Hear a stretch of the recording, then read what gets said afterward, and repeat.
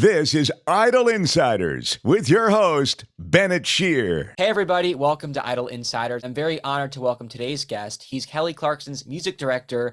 By the way, not to be confused with musical director, right, Thank Jason? you for getting that. I appreciate that. Yes, I don't direct musicals. Yes, Jason Halbert. Just briefly explain that because I know there's a distinction between the two. Yeah, it's a kind of a running joke because Kelly always calls me her musical director, and it's funny actually. I don't enjoy musicals, and I've never directed a musical. So yeah, I'm the music director. So then let's break down. I mean, there's a lot that goes on in your day, but Yeah. what does a music director do? I'm involved with literally anything music. So I mean, I could talk for hours about it. It just never stops. But for touring, when I was first hired for her as her live music director, it involves finding the band, finding the right players, coming up with a set list, designing the flow of the show, and taking arrangements from what's recorded on an album to what would work best for live. Now that we're in TV, there's so many more layers to it. You know, it's a lot more admin and things like that, clearing songs for performances, recording references for directors and lighting, and but yeah, anything that touches music, I'm involved in and oversee. Belmont, Texas. Tell me about growing up there and your beginning of finding music. Beaumont, Texas, it's a small town in Southeast Texas outside of Houston. And pretty much, I mean, there's some other music came out of there. I was actually born in Port Arthur, Texas, which is an even smaller town. And our claim to fame is that's the hometown of Janis Joplin. So that was a good start. But outside of that, pretty much the only thing that comes out of that area is country music. And that just never was my thing. I grew up in the 80s and I was into 80s synth pop and new wave. And culturally, that did not go well in a small town of Southeast Texas. I was always the weird outsider. I was the guy that didn't play sports and wore crazy clothes and loved 80s pop music. So since I could remember, I could not wait to get out of that town because it was just stifling for me. So I got married really young, as you do when you grow up in the South. I got married at 18 and I've been married 30 years. So it worked out well for us. We both, my wife was very similar in that we just didn't fit into our town. And we moved to Nashville to go pursue music. It was the only place I knew to go. I wasn't brave enough to go to LA or New York. That seemed unreachable to me. So ended up in Nashville and started my music career there.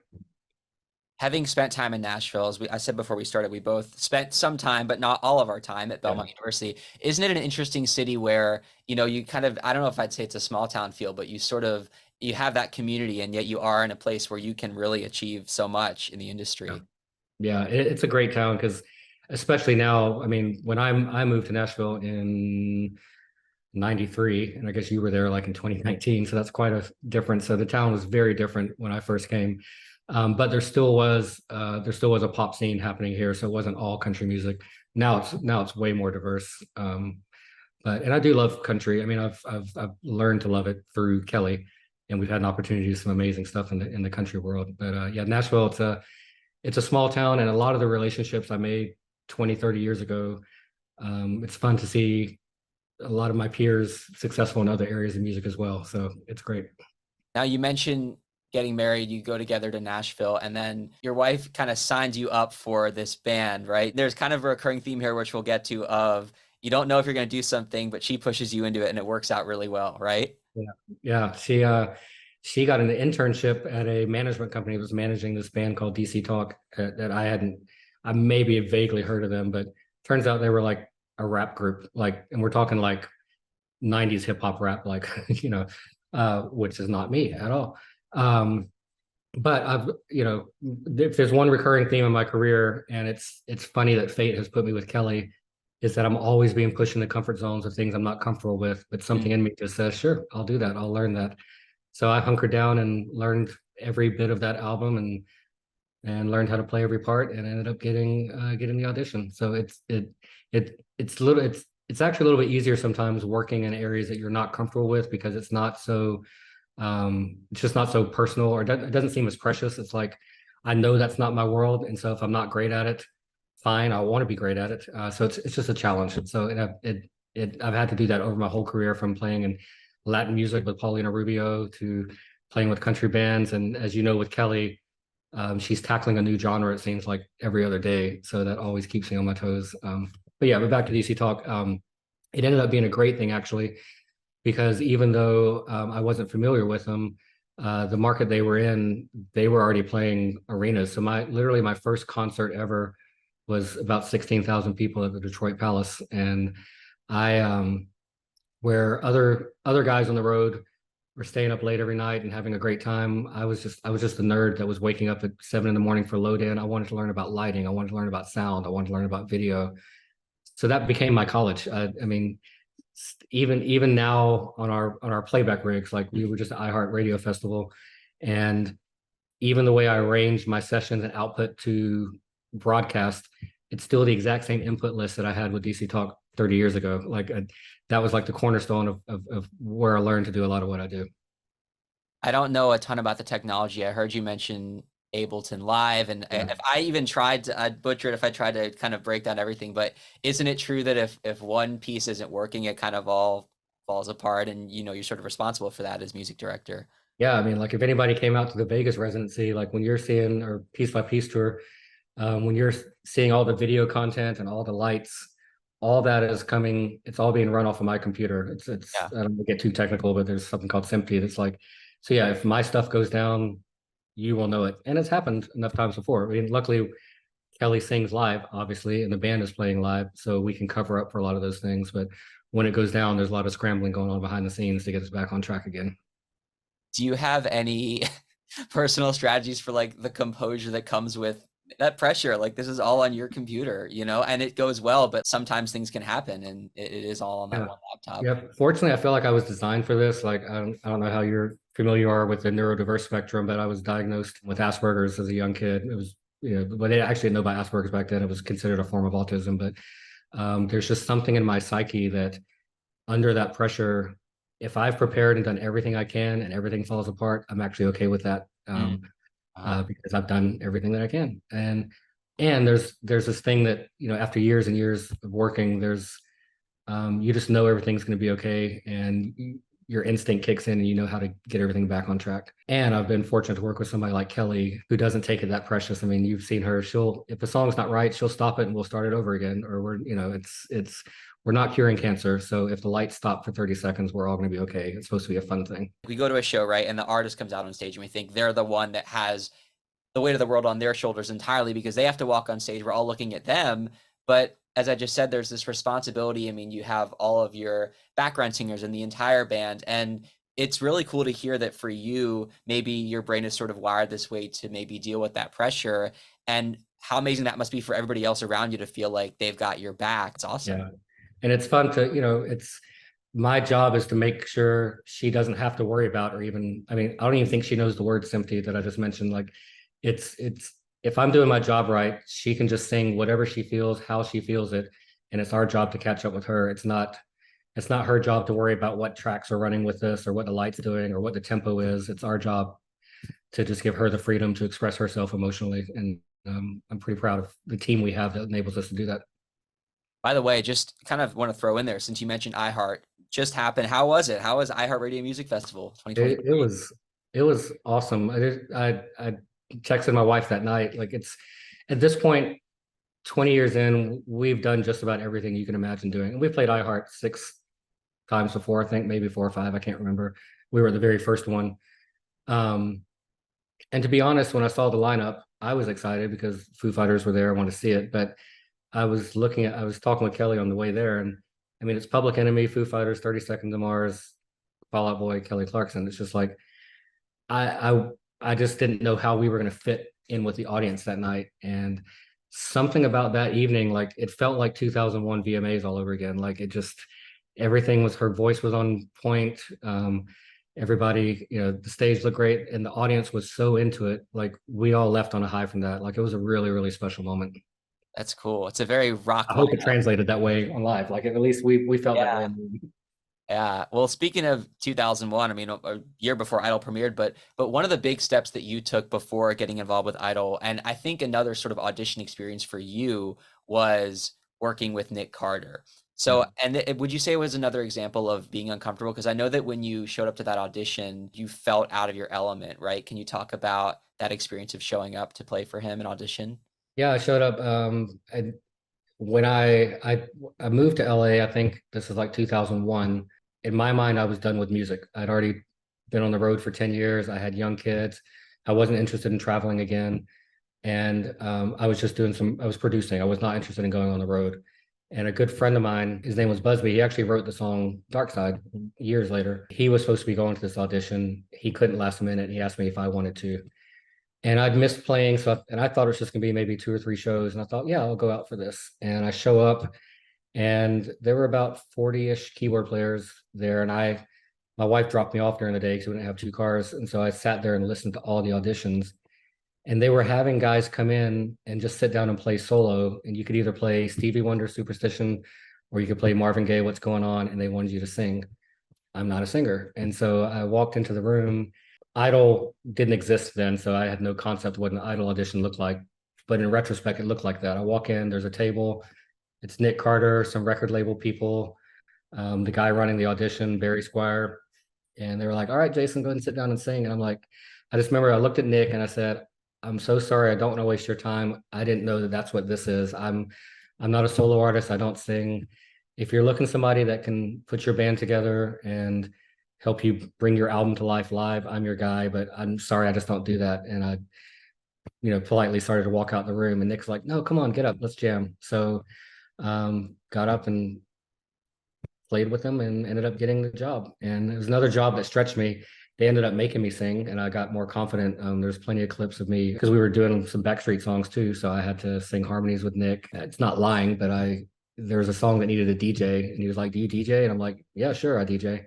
And went to Guitar Center the next day and bought like a little CDR DJ rig and learned how to do it, and ended up doing that on a song too. So Wow. It was a great experience. So then kind of the in-between is you sort of know Randy Jackson before Idol premieres, and then that story with Jingle Ball, right? Yeah. I met Randy at I feel bad for your listeners if they've heard me doing other interviews because it's the only story I got, but it's true. I took my brother to a Jingle Ball and Destiny's Child. I think it was one of their last runs that they did. And my brother wanted a picture with Beyonce. So I knocked on the dressing room door. They let us come in and we took a picture with Destiny's Child. And as we were leaving the room, and I asked this guy, there was a guy standing there. I'm like, hey, do you mind taking a picture? He's like, sure. As we were leaving the room, our drummer, Derek, said, do you know who that is? I'm like, no. It's like, that's Randy Jackson. He's the bass player for Journey. So Randy came out the hallway, went up, introduced ourselves, and we chatted for maybe 3 minutes. He asked me for my phone number. I got a lot of yo dogs out of him, and that's the last I heard from him until about 6 months later. I was driving home from another show, and I got a call from Randy, and he said, I've been doing this TV show, American Idol. We're about to end the season, and we need somebody to put together a band and go do all the TV promo. I think the first thing was going to be Jay Leno for Justin Guarini and Kelly. And I said, man, that sounds great. So sorry, I'm actually out for another gig right now because I was going out for Jane's Addiction. And I said, sorry, call me next time. Called my wife, and she said, call him back immediately. We've been watching American Idol. Kelly's going to be a superstar. You need to take that job. So I called Randy back and took it. It was initially, it was just for Justin Guarini. So I did Leno and a couple of other shows with him. And then their movie from Justin and Kelly was out at the time, and they had a duet called Timeless. And we were doing that in New York City for Good Morning America. So I had to have a rehearsal with Kelly. And we met at the rehearsal. She found out I was from Texas, and we connected over that. And she asked me to stay on with her full time, and my life was changed. It's cool too how those sort of human connections might sometimes take precedence over the musical, or like, what's on your resume? What have you done? Like, oh, you're from Texas, right? Yeah, totally. Like it's so interesting. It happens more often than you would think that way, and it doesn't supersede. You still have to have the skills to back it up, or else then it's not going to work. But there's, when you meet people on the road, there's a given that there's already a level of talent there that you just assume is going to be there. And so a lot of times it is more about the personal connection, because you're only on stage 1 hour a night, maybe 2 hours a night, and you're living on a bus 22 hours a day. So the personal connection is way more important than people realize. It was Justin and Kelly, and then next season, you're going to have to help me out because I'm not good at my Idol trivia. I think next season was Ruben and Clay. Were they season 2? Uh-huh. Yeah. So I did all the promo for Ruben and Clay. I think we did like the American Music Awards and Leno again. And then I went out on Clay's solo tour. Season 3 was Fantasia and Diana DeGarmo, I think. And then Randy put me in the I don't know what it's officially called, the Young Idols. Lucy Hale Oh, was the American winner of that one. Juniors. American Juniors, yeah. So did that as well. That was really cool. I do want to go back to Randy for a minute because I think it is fascinating to sort of look at what these judges do behind the scenes for the show. Like, I mean, people that follow the music industry, work in the music industry would know Randy, Paula, and Simon, but just the idea that he was hands-on off camera with American Idol and was instrumental in bringing you to the team, right? It's like people Yep. just watching the show see him at a desk, but they Yeah. don't know what he's actually doing off camera to really drive this machine, because it's not just about the viewers at home, it's about everything you're doing to really make this stuff happen. And that's what was so great about Idol, especially during the early days. I haven't kept tabs of it now, but it's more than just finding somebody and then just throwing them out there. I mean, between Randy, Paula, and Simon, I mean, Simon's run record labels. Paula's been an artist. Randy's been a producer and a live musician, and they see such a bigger picture of what it takes to make it all work and to make it right. And even though I've been doing music for a while, just learning from Randy how he would translate things from a recorded album into a live scenario. And Randy's probably one of the best bass players in the world. And he would drill it into us. It's not about, you've got the job now. You don't have to audition anymore. It's not about showing off. It's not about playing every note you can. It's not about bringing your 7-string bass and just going, it's about serving the music. And I think it was like the second week I was working with Randy. We had a bass player, and I don't want to get too technical, but anyway, he brought a 5-string bass, which is for a specific style of music. And Randy's like, I don't want to see that again tomorrow. Bring a 4-string bass. This is this type of music. And the guy did not bring the 4-string bass the next day, and he was let go over that. And I'm like, okay, this is really important. It really is important to put yourself aside and to serve the music. Kelly Clarkson's a star. At the first couple of years, what is it like for you to be involved with her on a regular basis? Yeah, it was really interesting because she must have been maybe 19 or 20 years old. And that was, and as a boss, I mean, she's the boss over 70 to 80 people traveling on the road, and watching her grow into that position so quickly was amazing. And just her instincts for how to run a live show. When you said she was a star, it wasn't, she definitely had star vocal talent for sure and presence, but I wasn't aware of her being a star in the sense of, you're not, when we first started out, we didn't have YouTube and Facebook and TikTok and Instagram. Yeah. And so I'm not sitting at home watching everything on TV. And so you had a sense you were part of something special, but you didn't know really how big it was.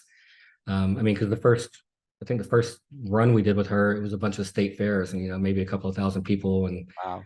corn dogs and funnel cakes. And, it was just, it didn't feel superstarness. And we're like playing on the back of a flatbed trailer.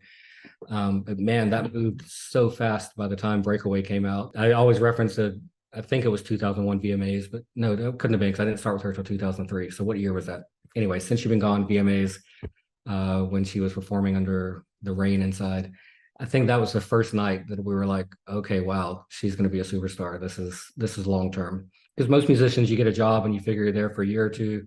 The album's over, you're going on to the next thing. And that's when it hit me, like, this could actually be a really long-term thing. It went really quickly from just being music director to getting to write with her and her albums, getting to start off by co-producing on My December, and then to do on full-on production myself. She believes in people and gives you opportunities. It's very rare that an artist lets the people in their live band be a part of their recording albums, and then to be entrusted with something, I mean, as special as her voice, and be able to produce her voice on so many projects, even when I'm not producing the full track. Man, it's an honor. And she's been very loyal and giving in that area.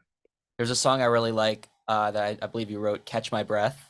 Yeah, we were doing the TV show duets, and we'd written a lot of songs together at that time. I sent her a track I was working on with Eric Olson, who was my tech on the road, and she sent back a voice memo, just a cappella. And I think the whole thing, I think we were finished with it. The next day we went out and demoed it and finished it. And at the time I knew it was going to be on her greatest hits album. That's what she was looking for. But man, changed my world, because that's probably my biggest song I've had with her to date. And it was so cool getting to hear that on the radio the first time. Very special. Another moment, she performed on so many seasons, came back, returned to Idol to be a guest, but when she did Piece by Piece, that was obviously just massive. And then they had her go in the studio. I know you were involved with that. So talk me through being there and seeing her perform that and Yeah, touch. that caught us all off guard. I mean, we'd already done that version maybe 2 or 3 times on tour already, and it had hit us. It's an emotional song, but it never hit us quite that way. And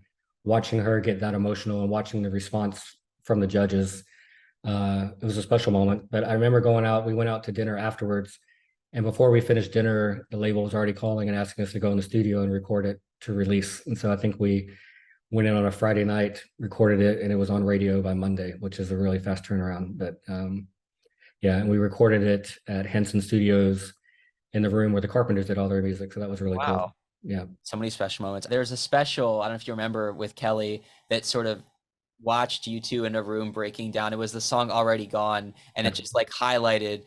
It was so cool to watch you two work together because she's not afraid to tell you what she wants in a way that's just kind, and it's so collaborative, and it like breaks down any stereotypes you might think about a big artist, like I want it this way. And you can tell that there's such a genuine, awesome working relationship that she has with you and everybody on the music team, right? Just fun. And it's great that there's so much footage out there of her with you and all these people that she works with. And she's a type of artist too. It's you naturally you want to please her and to make her happy with her music. So it never feels like pressure. It never. And we'll keep on working on something over and over till we get it right. And sometimes it takes a while to figure out what she wants because we have different musical vocabularies, and learning her terminology has been, even still, I'm still not sure exactly what she wants. And so I'll give her 5 or 6 options, and then we'll eventually get to what it is that she's looking for. So tell me the reaction when whoever's idea it was that, hey, we should do this talk show. I know she was a little apprehensive at first. Initial reaction was, oh crap, I thought my career was over. Because when you think of a talk show, especially in daytime TV, there are no other daytime shows that have a full band on TV. I better go start looking for work. So obviously I knew she'd be successful at it. She's successful at everything she touches. But obviously was thrilled to find out that she wanted us to be a part of it, and that the whole Kellyoke concept would be a part of it. And I was proud of that because that was something Kelly and I came up with together our first tour, as far as like it started off as fan request. And since our very first show, we've been covering a new song almost every single show, which adds a layer to what a lot of bands go on tour. You're doing the same set list every night. I don't think we've ever done the same set list once. So yeah, it went from uh-oh to this is going to be awesome to uh-oh, I know nothing about what it's going to take to pull this off every day on television. So there was a quick learning curve, and again a whole different vocabulary from in television to music and who does what and learning the chain of command. And it was a lot to absorb the first season, but I think we have it really dialed in now, and I'm really proud of what we've done. When you said, uh-oh, the career's over, you couldn't be further from the truth. I know how many hours you put in it 7 days a week, and it's like all of a sudden this really is the next level. There's so much to do, and you got to get it done so quickly. 180 shows a year, right? Yep. Talk me through the day-to-day of being the music director specifically for the Kelly Clarkson show. Yeah, the biggest difference on the show is that the turnaround is just so fast, and because of limitations with unions and the way broadcast works, we get way less time to prep. So whereas a tour, you can rehearse 2 or 3 weeks to get ready, we get one rehearsal every week to learn 6 new songs with the band, record them, mix them. It's actually, I think, made us all better musicians in the sense of we're not spending hours on one song. We're just relying on our instincts. Like a lot of times what you hear, it's just the very first time we've done it, and that's what comes out. So it's made the process a little less precious and more instinct based. The prep time, the turnaround times, her not having rehearsed it either. A lot of times what you're hearing on TV, that's her first take after she's just learned it that morning.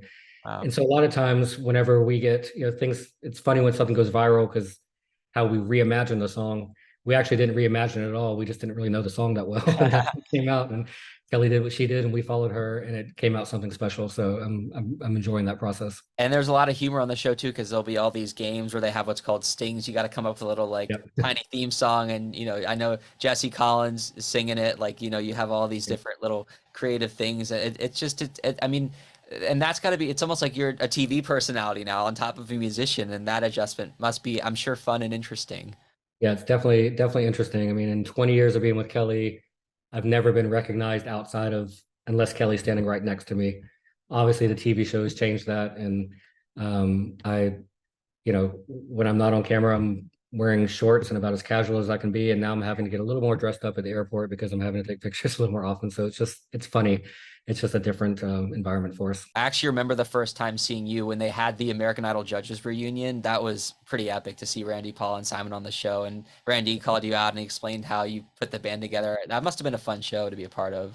It really was. It was so cool to see him again. And I think everybody knows that Simon's persona of being a jerk is not true. Like he's just Yeah. the kindest guy, and he's always just so welcoming, so warm, and it just felt special to have them all on the show again. Another moment that I want to highlight is there's a young man, his name is Jude, that Yeah. you have kind of taken under your wing, and he's this incredible musician who you've given a lot of amazing opportunities to. Can you tell everybody a little bit about him? Yeah, so Jude Kofi is on our he came on our show as a human interest segment, and I think he was 11 at the time, and he's just turned 12. And I didn't find out about they were giving him like a giveaway package. I think he got like some headphones and some gift cards, and then they were going to surprise him that I was going to mentor him. Well, I found out about that the exact same time he did because I didn't read the script ahead of time. It was a surprise to both of us. And so during the commercial break, I went over and just introduced myself to him and said, "Hey, you want to come jam with the band?" And he came over and blew us away. Like the kid is literally a savant. We've had him back on several times, and musicians, we wear in-ear monitors so we can hear everything we're doing. And in the TV studio, there's no guitar amps on stage, so it's hard to hear the music, is what I'm trying to say. And his ears were too small to even fit the in-ears, and he could just feel the key that we're in. He has perfect pitch. He's just amazing. So it's been a joy to get to continue working with him, and I'm hoping this season we're gonna have him back for a few more episodes. Speaking of this season, so the show's moving to New York. I mean, I'm guessing that doesn't necessarily affect your workflow. It's just a matter of moving. And I know also with the strike, some things were paused, but looking ahead to the upcoming season, any thoughts on what we can expect? Yeah, we're excited. I mean, it's a new set design, it's a new space. Things are a little bit different for us as far as workflow. Just the logistics of we're sharing a floor with this night show with Jimmy Fallon. So like literally our band rehearsal room is right across the hallway from the Roots. And there's a little bit logistic things of how we work things out. But I think we're most excited. The band is most excited for the camaraderie. Again, we're kind of the only daytime band in LA, so we don't see a lot of musicians while we're working. There's not other bands on Universal a lot other than the guys at The Voice who are way far away.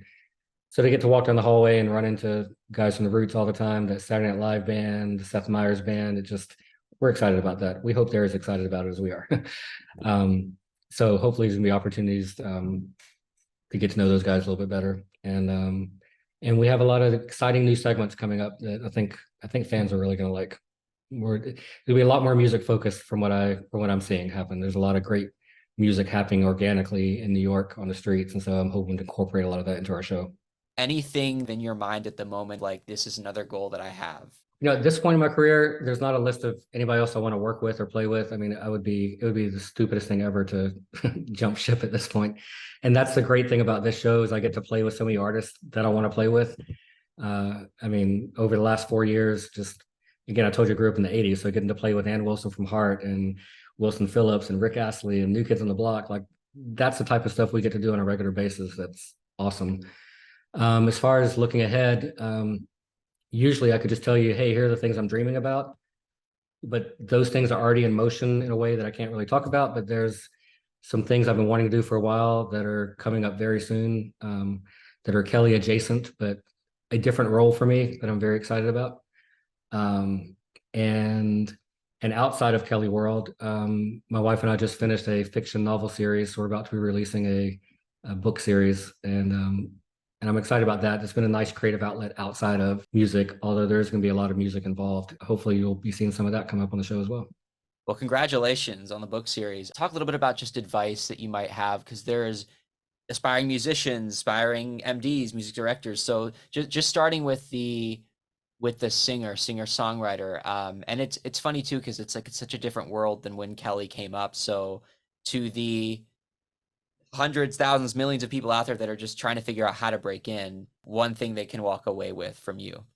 Yeah, it's probably the same advice you get from a lot of people, and it's usually the least welcome advice because there's not like a bunch of things you can check off. Whether you're a singer-songwriter, a band trying to get signed, a producer wanting to work, the gatekeepers that can help elevate you to the next level, the one thing that they can all smell is authenticity. And so authenticity is the key to everything. People can sense and see at a cellular level if you're just trying to be something else, try to copy something else. And so in one way that's frustrating to up and coming artists because they want to know, what do I do? What you do is you just keep on doing what you do as if you're believing in yourself, and eventually your audience will find you. And there's story after story after story that it's there might be some short-term success for somebody that's a cookie cutter, or like, I'm going after this sound, that's what I am. But the most long-term success you see are the breakout people that you've never, there wasn't an Adele before there was an Adele, or there wasn't, what I mean? Like it's always something unique that really pops out. So that's my biggest advice, is just be authentic to yourself, find the music that makes you happy and do that. And now that's on a emotional level. On a practical level, for musicians, listen to as much music as you possibly can, learn every song you possibly can. Diversity is key as far as learning different genres and styles. You never know what you're going to be put in front of. And then putting your 10,000 hours in. If you're a songwriter, just keep writing songs. I mean, all it takes is one of those 10,000 songs to break, and then your whole life has changed. I saw an interesting post today from Jessie J, because she just decided to go independent, and she literally just said, 12-year-olds are the record labels. I just need somebody to take my song and dance and make me a star. Like she captured that so accurately. Yep. And it's so true. And in a funny way, it's, everybody was so worried that with everybody being able to make and release their own music, the market would be oversaturated and nobody could ever break through. And that's being proven wrong every day. You don't need a huge infrastructure to get your music out there anymore. Well, Jason, thank you for sharing all of these stories, and thank you for all the work that you've done over these 20 years, because with Kelly and everything that you've brought to the music industry, again, it's so important to recognize. Anywhere that we should be going on social media to follow you, stay tuned for what's coming up? I think the only place I'm really active on is Instagram at Jason Halbert, I think is me. Fantastic. Everybody, thank you so much for listening or watching. And Jason, thank you for being a part of Idol Insiders.